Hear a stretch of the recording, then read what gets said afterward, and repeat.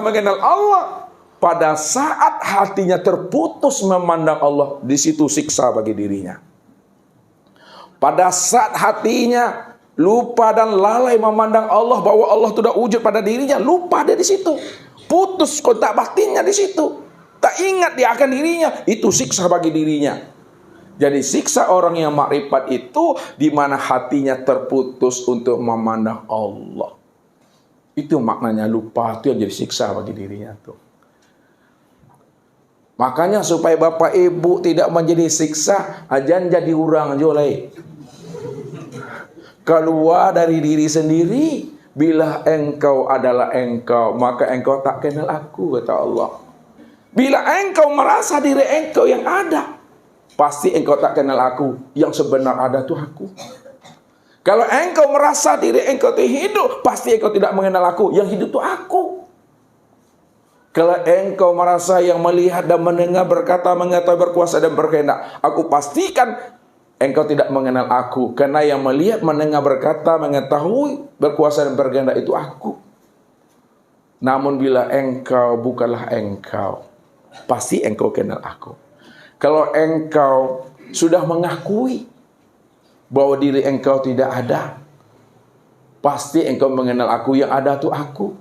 Kalau engkau sudah mengakui diri engkau itu adalah buta dan tuli, bisu, bodoh, lemah, papa dan mati, maka disitulah engkau kenal aku. Yang memandang, mendengar, berkata, mengetahui, berkuasa, berkehendak dan hidup itu ya aku. Pada saat itu bapak ibu, Allah berhenti bapak ibu jadi orang tuh. Allah keluar dari diri itu. Ini yang disebut namanya makom aryan, makom telanjang. Tak ada lagi namanya keakuan diri. Tanggalnya keakuan diri yang merasa diri itu ada. Pada saat itu dah aryan tuh. Yang ada Allah semata-mata. Itu yang dikatakan namanya wujud yang mutlak. Itu yang disebut namanya wujud yang hakiki. Itu yang disebut namanya wujud bahdi, zatul bihal. Itu yang disebut namanya hu. Itu yang dikatakan namanya diam. Dah kembali kepada asalnya. Man arafallah fahuwallah. Siapa yang telah mengenal Allah, bahwa Allah itu cuma yang wujud. Allah itu cuma yang mendengar, melihat, mendengar, berkata, mengetahui, berkuasa, berkehendak dan hidup. Fahuwallah. Yang wujud itu yang Allah itu. Kalau yang wujud itu Allah, kalla lisanahu, maka terhentilah kalammu di situ. Udah sampai bapak ibu itu berlari, udah sampai ke batasnya tuh. Berenang kita, udah sampai ke tepian tuh. Maka diamkanlah pikiran, diamkan akal, diamkan hati, diamkan perasaan. Ketika bapak ibu sudah mendiamkan akal, pikir, hati dan perasaan, bapak ibu sudah berada pada maqam mutmainnah. Tumakninah itu makom qiyamuhu binafsihi. Itu yang disebut makom Tuhan. Pada saat itu lepas ma'rifatnya. Pada makom itu lepas hakikatnya. Pada makom itu lepas tarikatnya. Pada makom itu lepas syariatnya. Apa maksudnya lepas ma'rifatnya? Tidak ada lagi pengungkapan kata-kata ma'rifat. Kalau masih ada bapak ibu mengatakan aku makrifat, masih ada diri itu. Padahal makrifat sudah menghantarkan kepada Allah. Kalau makrifat itu sudah menghantarkan kepada Allah, sudah berjumpa dengan Allah, hilang kata makrifat itu. Tak disebut-sebut lagi makrifat, tak disebut-sebut lagi hakikat, tarekat dan syariat. Bukan berarti bapak ibu tidak bersyariat. Ini Ustaz turunkan ke bawah lagi. Bukan berarti bapak ibu tidak bersyariat.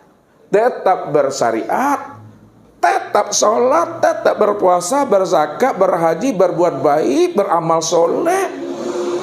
Tapi yang beramal soleh, yang berbuat baik, yang sholat, puasa, zakat, haji, yang bersyariat itu bukanlah diri bapak ibu. Itu maksudnya. Tidak ada lagi kata-kata aku ini yang beribadah, aku ini yang bersyariat, aku yang bertorikat, aku yang berhakikat, aku yang beripat. Jangan ada itu. Kalau masih ada penyebutan kata itu, aku yang bersyariat, masih nampak juga wujud Bapak Ibu tuh. Tadi udah dikatakan diri Bapak Ibu udah karam, udah tenggelam, sudah lebur, sudah panas, sudah hancur sehancur-hancurnya ke dalam wujud dan sifatnya Allah. Kalau bahasa kiasnya, sudah lebur fi'il kita ke dalam fi'ilnya Allah. Sudah lebur asma kita ke dalam asmanya Allah. Sudah lebur sifat kita ke dalam sifatnya Allah. Sudah lebur zat kita ke dalam zatnya Allah. Sudah lebur wujud kita ke dalam wujudnya Allah. Sudah lebur sir kita ke dalam sirnya Allah. Sudah gaib diri kita ke dalam kegaiban Allah. Itu yang boleh yang tak bersisi lah. Boleh yang tak bersegi. Boleh lah bisa digolongan, picak lah bisa dilayangkan. Tak ada lagi yang bisa disebut Bapak Ibu. Ustaz tunjuk juga lagi. Payah nanti Bapak Ibu. Tak perlu disebut-sebut, berserakan nanti kata Mak Uwo. Ya, payah ngamennya balik. Padahal Ustaz lah payah menyimpul-nyimpulkannya, berserakannya balik tuh. Ambil tuh paham di dalam diri itu. Itu yang ilmu sapi ciang sebelum mati, sedetik sebelum bayi. Kalian ngerti Bapak Ibu tuh? Sapi ciang sebelum mati, sedetik sebelum bayi. La maujud illallah. Aku Allah, diriku tiada. Apa maksudnya? Aku itu bukan akunya Bapak Ibu. Aku Allah. Aku ini Tuhan. Namaku Allah. Namun diriku tiada. Diriku batin, diriku kosong, diriku hampa. Diriku tak bisa disebut. Diri aku tak bisa diutarakan. Tak bisa dianalisa, tak bisa diurai-uraikan. Karena aku ini bukan zat, aku bukan sifat, aku bukan asma, bukan af'al. Memang tak bisa Bapak Ibu. Yang heran itu yang aku. Yang tercengang-cengang itu aku. Yang membuat kamu gila itu aku. Yang membuat kamu tuh bingung itu aku. Aku ini yang aneh itu aku. Yang tak bisa disebut itu aku. Apa aja kan menyampaikan Bapak Ibu tuh. Panek mencoba. Durekan juga basipek balik Bapak Ibu. Cair dia lagi itu. Walaupun dia bersifat. Lihat, ini kunci lagi. Walaupun dia bersifat, namun dia sebenarnya tiada bersifat. Dia dikatakan sifat karena disebut. Dia dikatakan sifat karena menerangkan. Dia dikatakan sifat karena dijelaskan. Tapi kapan dia tiada bersifat lagi?